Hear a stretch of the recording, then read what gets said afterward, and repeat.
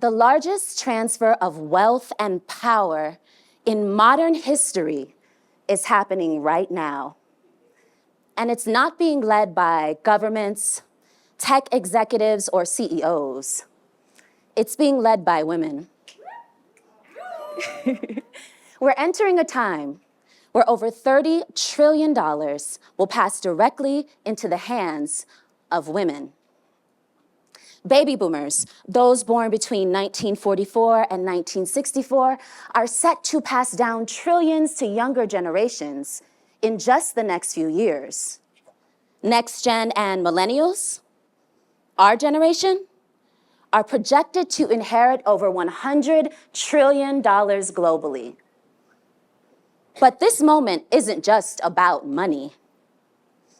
It's about what we do with what we've inherited. Now, I know what you're thinking. What does this have to do with me? I don't have any money coming to me. Generational wealth, where? But let me be clear.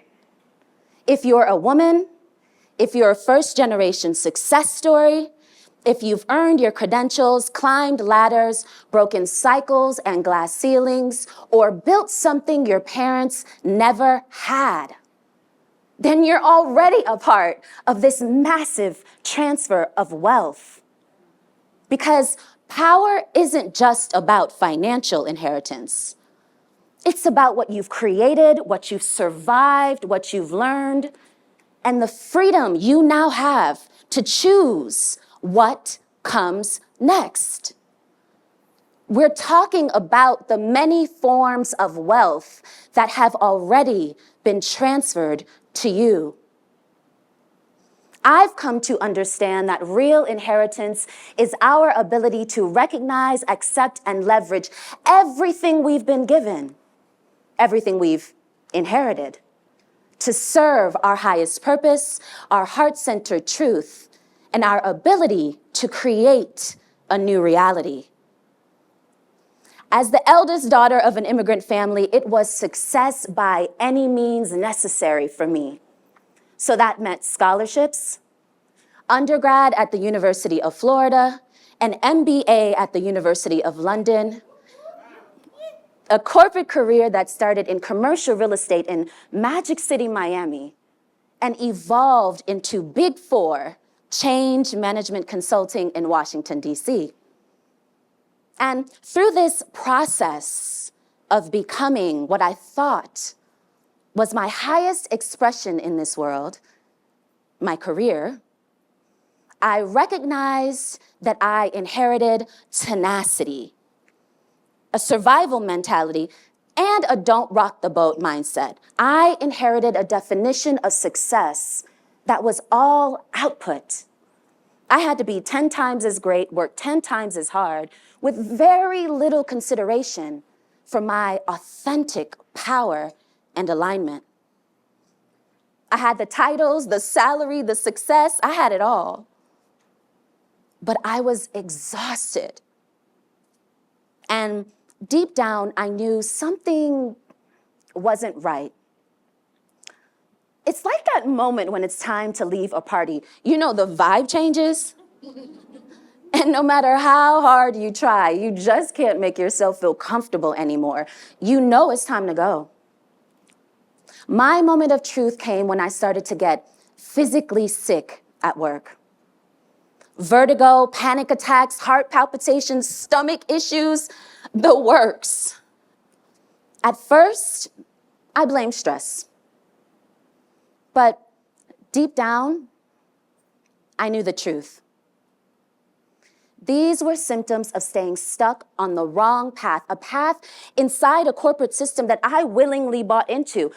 I saw no other way. I thought there was no other way to be successful. But eventually, I started to ask the deeper questions. Was this the only way to be successful? Was there a version of success that actually aligned with who I really am, a career that matched my natural gifts and talents? Was this too much to ask? Or was I being naive? This curiosity was the beginning of my personal alchemy. The transformation of what I was given, what I inherited, into something that served me, and ultimately my community better as well. This meant taking the external version of success the world handed me and transmuting it into something deeper. That is what true power is. Your ability to access your inheritance and evolve it, reshape it, leverage it, so you're able to fully express your creativity, your vision, and the depths of your personal growth in any environment. Because it's not enough to inherit money, power, and success if you're blindly perpetuating old, broken systems. Hustle culture, burnout as a badge of honor, divide and conquer politics, or even that popular girl boss narrative that was never designed to sustain the fullness of womanhood. At no other point in American history has this vast amount of wealth been transferred across generations. And one common yet unspoken question is, can women handle this much power and influence? My years in corporate America have convinced me that women have spent far too long imitating masculine leadership, convinced it was the only way to access power and influence.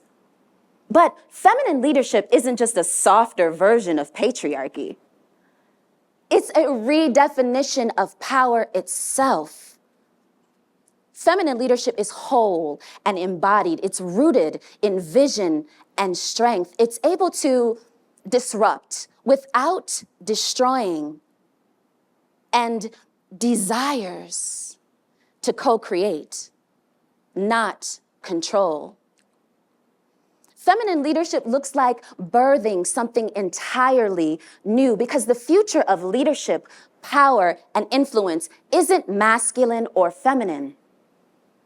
It's both. It's integrated.